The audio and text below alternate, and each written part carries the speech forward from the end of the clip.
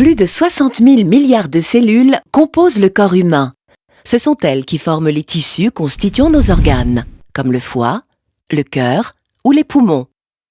Lorsque le corps en a besoin, nos cellules se dédoublent et remplacent les cellules en fin de vie ou défaillantes, ce qui permet à nos tissus de conserver, au fil du temps, leur forme et leurs fonctions respectives. Toute cellule est donc programmée pour se multiplier et mourir. Ce programme complexe et ordonné est commandé par le centre de la cellule, le noyau, qui reçoit ses ordres de nos gènes à travers l'ADN contenu dans les chromosomes.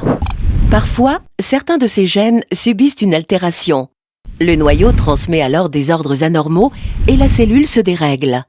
Elle se multiplie sans contrôle et devient immortelle. Chaque nouvelle cellule réalisée comporte le même défaut.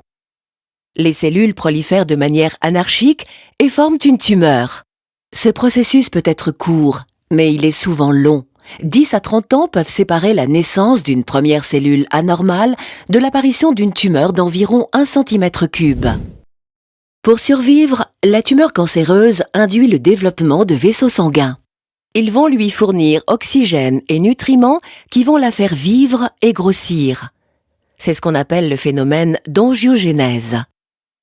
La tumeur ne devient cependant réellement dangereuse que lorsque les cellules cancéreuses commencent à s'infiltrer à travers les vaisseaux vers les zones voisines et s'étendent aux organes alentours.